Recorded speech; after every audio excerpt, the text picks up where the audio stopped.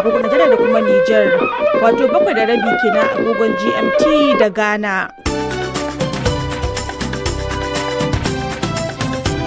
A cikin shirin na wannan lokaci za ku ji cewa wani ɗan takara mai sassaucin ra'ayi Abdul El-Sayed ya lashe zaben fidda gwani na takarar kujerar sanata daga jihar Michigan a jam'iyyar Democrats.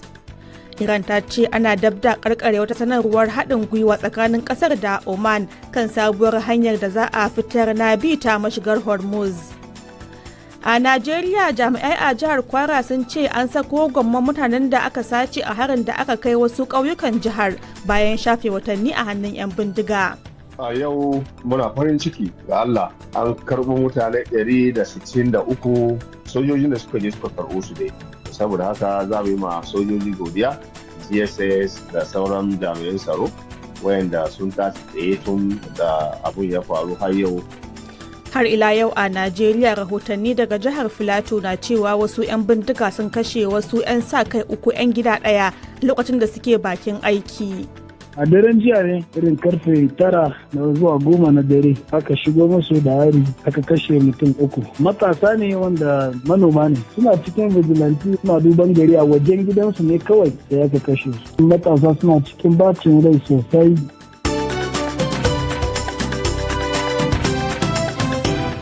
Akwai kuma labaran wasanni a cikin shirin, amma duk sai bayan Muktari Adamu Bawa ya karanto labaran duniya.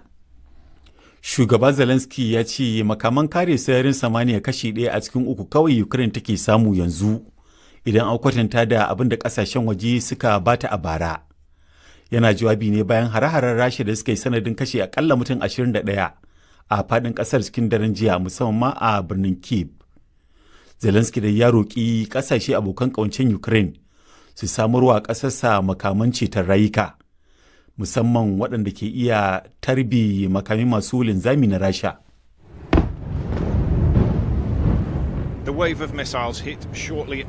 Wakilin BBC ya ce har-haren makami masu linzami sun auka wa birnin cikin tsakar dare, inda aka rika ganin walƙiya a sararin samaniya kafin kuma gobara ta tashi a unguwannin wajoji.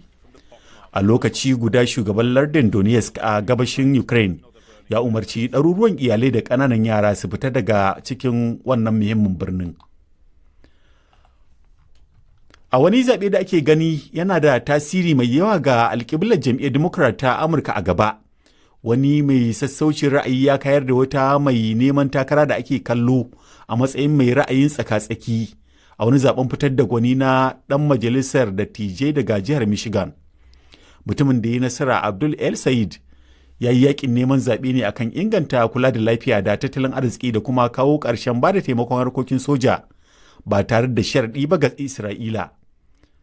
Da ɗan ƙanƙanin rinjaye ya kayar da Haley Stevens mai ra'ayin tsaka-tsaki da shugabannin jam'iyyar Democrat ke marawa baya.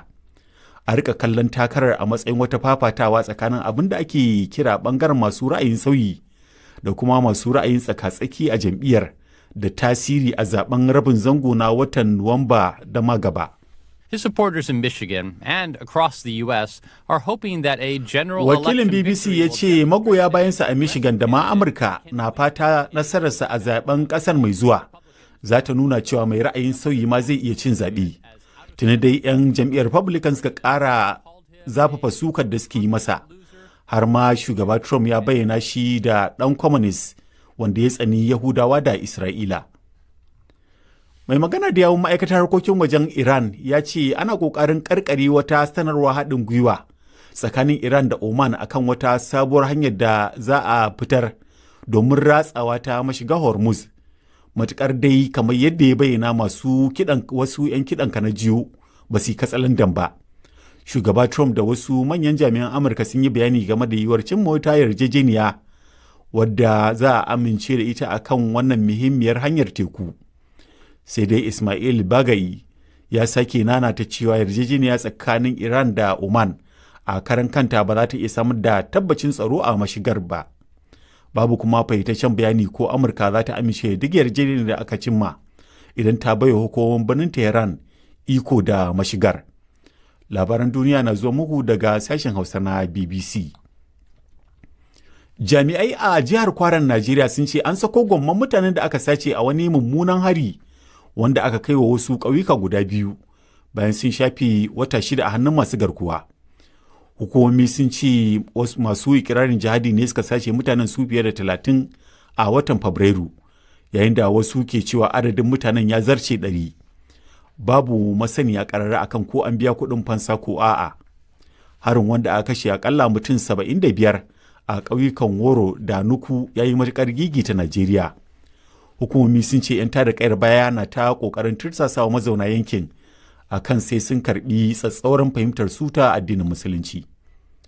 Shugaban FIFA Gianni Infantino na gudanar da tattaunawa akan ƙurar da ta tirniƙi yayin da yake fatan haɓaka matsayinsa bayan shirinsa na sayar da hannun jari a gasar cin kofin duniya da sauran gasanni ya rushe. An fahimci cewa taron na gudana ne a ofishin FIFA na nahiyar Afirka a kusa da birnin Rabat na Morocco. An yi imani babban sakataren FIFA Matthias Grabstorm, wanda aka kwarmata saƙon imel ɗin da ya rubuta wa ma'aikatan hukumar, yana suka shirin a ranar Talata, shi ma yana cikin masu halartar tattaunawar.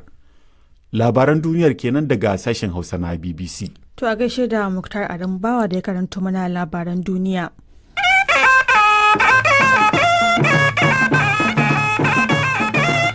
To yanzu kuma sai rahotanni kamar yadda wata kuka ji a farkon shirin, wani masassaucin ra'ayi Abdul El Sayed ya kayar da abokiyar takararsa Hailey Stevens da ake kallo mai ra'ayin tsakasaki ce a wani zaben fitar da gwani na dan majalisar dattijai daga jihar Michigan a jam'iyyar Democrats. Mutumin da ya nasara, wanda tsohon ma'aikacin lafiya ne, ya yakin neman zaɓe ne akan inganta kula da lafiya da tattalin arziki da kuma kawo ƙarshen bada taimakon harkokin soji ba tare da sharaɗi ba ga Isra'ila.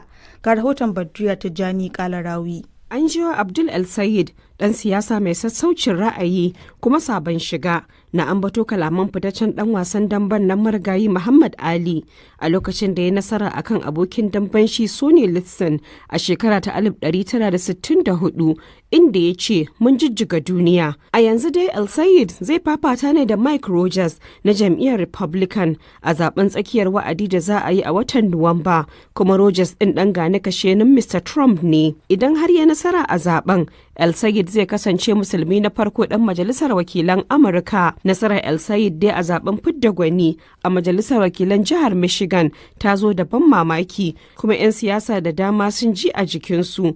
Alamu dai sun nuna cewa cikin shekara guda 'yan Republican na fuskantar babban kalubale a zaɓe. Masu zaben fidda gwani na jam'iyyar Democrat kuwa sun yi galaba a wurare da dama, wanda hakan alamun lamura ka iya ɗaukar sabon salo a zaben watan Nuwamba, wanda zai yanke hukunci kan ikon mamaye kujerun majalisar kasar. Tambayar da ita ce ko wannan kunna wutar da El Sayed ya yi a jam'iyyar da kuma amfani da fushinsu zai yi aiki ga masu jefa ƙuri'a a zaben na gama gari, kuma ko ɗan jam'iyyar Democrat mai ra'ayin sassauci zai iya yin nasara a jihar da ke saurin sauyawa. El Sayed dai ɗa ne ga 'yanci rani da suka fito daga ƙasar Masar, inda yake samun goyon bayan 'yan siyasa kamar Sanata Bernie Sanders da Elizabeth Warren da 'yar majalisa Alexandria Ocasio-Cortez, yayin da ita kuma Miss Steven, shugabannin jam'iyyar Democrat a Washington, ke mara mata baya. A yayin muhawarar 'yan takara, El Sayed ya nuna ƙwarewa kuma da alama 'yan Democrat sun yi na'am da salon siyasar shi, ciki har da aniyarsa kan sauyin inshorar lafiya da rangwamen kuɗin sayan magani da ƙarin haraji ga attajirai da gangamin sauyin fannin kuɗaɗen ƙasar. To a gaishe da Badriya Tijjani Kalarawi. To daga batun siyasa Amurka sai kuma na tsaro a Najeriya, inda 'yan bindiga suka sako mutanen garin Woro na yankin karamar hukumar Kayama ta jihar Kwara, waɗanda aka sace a wani hari da 'yan bindiga suka kaddamar a ranar 3 ga watan Fabrairun da ya gabata. Mutum 163 ne da 'yan bindigar suka sako, waɗanda suka hada da mata da ƙananan yara har ma da wasu jarirai 2 da aka haifa bayan 'yan bindiga sun sace iyayensu suna ɗauke da cikinsu. Honorable Abubakar Abdullahi Ɗanladi shine shugaban karamar hukumar ta Kayama, ya kuma yi wa Abdulsalam Ibrahim Ahmed ƙarin bayani. A yau muna farin ciki ga Allah wanda ke kome, wanda ke tare da kowa. A yau dai an sake muna mutanen nan da aka ɗauka a garin Woro a karamin hukumar Kayama local government. To su nawa ne aka karɓo? An karɓo mutane 163 da ake cewa 176 ne. mutanen woro 163 ne aka sauko. Wato sabanin 176 da ake cewa. 'Yan bindigar ne suka kawo wannan figo ɗin da aka ce 176 anadin 163 wanda aka sako su yau. To ya aka samu suka kubuta? To, dai da safin nan gwamna ina Mala Abrazak ya mun message ya ce mutanen Warofa shi ya ji labari an sako su amma za a kawo su garin Wawa nan wajen Libsa Kanji a Borgo Local Government yau. Allah da ikonsa kuma ba yi awa 3-4 ba sojojin da suka je suka karɓo su dai. Saboda haka za mu yi ma sojoji godiya, GSS da sauran jami'an tsaro wayanda sun tashi tsaye tun da abun ya faru har yau da aka samu dama sako wayannan mutane a yau. Wani zai so ya sanya aka karɓo su daga hannun 'yan bindigan? Abu ne na manya, wannan dai gaskiya fi sabili layi ba zai iya faɗa ba, ni na san dai an sako mun mutane na. Wani zai tunanin sai da aka biya kuɗi kana aka sako su. To wannan dai ba zai iya faɗa ba tun da ban san taya aka yi aka sako su ba, ni dai na san dai an sake muna mutanen mu. A wane yanayi aka karɓo su? To tun da ba riga an gan likita ba, ka gan wannan ba za a iya tantance ba sai mun kai su Ilori gobe sai a kai su gaban likitoci a duba lafiyarsu. A lokacin da aka sace su akwai mata masu juna biyu, wane hali su waɗannan mata suke ciki? Mata biyu ne suke da juna biyu kuma matan nan sun haihu a can a hannunsu. Ina gani yaran suna daga cikin wayanda suka cika 163. To a halin yanzu su waɗannan mutane da aka karɓo daga hannun 'yan bindiga suna ina? A yanzu dai suna Wawa a cantonment na sojoji a local government na Borgu a Niger, kasan Niger. Na shirya motoci Costa bus guda 4 za a je gobe a kawo su Ilori. In an kawo su Ilori sai mu kai su gaban likitoci a duduba lafiyarsu. Bayan an duduba lafiyarsu daga nan sai a haɗa su da iyalai.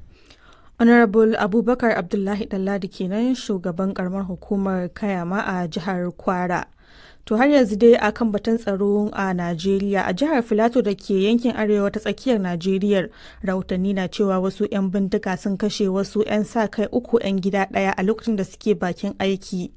Lamarin ya faru ne a lokacin da wasu 'yan bindiga suka kai hari a cikin al'ummar Tarai a ƙauyen Jol da ke cikin ƙaramar hukumar Riyom a jihar ta Filato.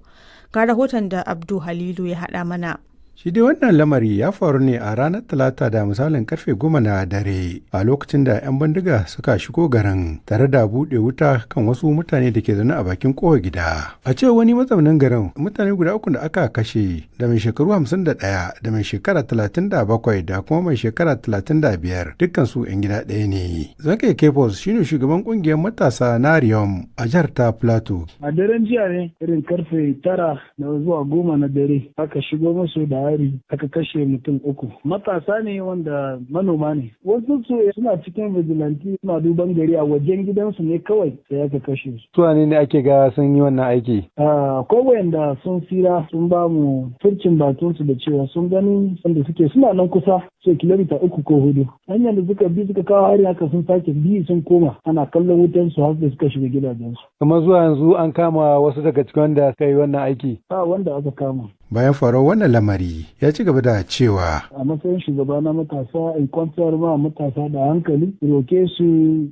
dauki hakuri domin kada a ce yayi abin da koko a dauka doka a hannu domin matasa suna cikin bacin rai sosai da mun yi magana suka ce ta dauki tsawon shekaru 25 zuwa 26 har wa yau sun bar wa gwamnati sun bar wa jami'an tsaro da cewa su yi abin da ya kamata. A shekaran jiya a kusa da wannan anguwan an kashe wani wanda aka kashe shi bizon shi ma ba mu riga mun yi biso ba muna juyayin wancan sai ga wannan kuma daren jiya. Ku daga naku bangare shugabanni wani kokari kuke dangance an kawo da zaman lafiya wannan lamari ya bar afkuwa? Shugabanmu na karamar hukuma ya yi kokari ya kira dukkan mutanen kiran shugabanni a Riyom su Ardo, sarakuna da kuma shugabannin jami'an tsaro daga police zuwa sojoji, road safety da duk sauransu. Mun yi zama ya yi roko domin a gan yadda za a yi a zauna lafiya. Ya yi roko a faɗi menene damu. Kowa yana cewa za a zauna lafiya. To sai dai duk kokarin da na yi domin ji daga bangaren jami'an tsaro a jihar ta Plateau kan wannan lamari a lokacin da nake kammala wannan rahoto ban ji daga gare su ba. Lamarin tashe-tashen hankula tsakanin kabiloli ko kuma manoma da makiyaya